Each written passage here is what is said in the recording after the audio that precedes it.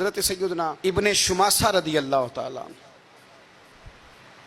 وہ فرماتے ہیں کہ حضرت عمر بن عاص رضی اللہ تعالیٰ عنہ کی بارگاہ میں حاضر ہوا ان کے مرض وصال میں. ان کے مرض وصال میں جب ان کے انتقال کا وقت قریب تھا تو وہ رونے لگے. میں نے ان سے عرض کی کہ آپ روتے کیوں ہیں؟ تو کہنے لگے مجھے نا بات یاد آ گئی ہے جو مجھے رلا رہی ہے. میں وہ کیا؟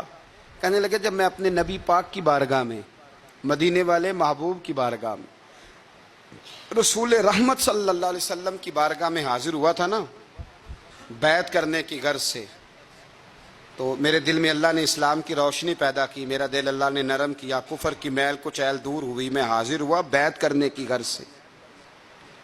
فرماتے میں نے حضور کی طرف ہاتھ بڑھاتے ہوئے اپنا ہاتھ روک لیا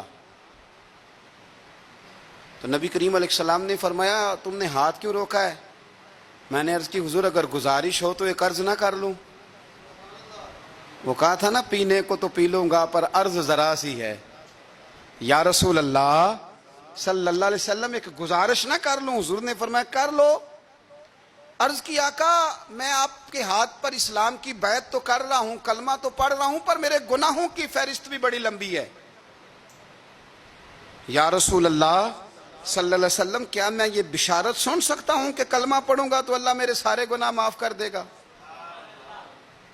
کیا یہ خوشخبری میں سن سکتا ہوں میرے نصیب میں ہے؟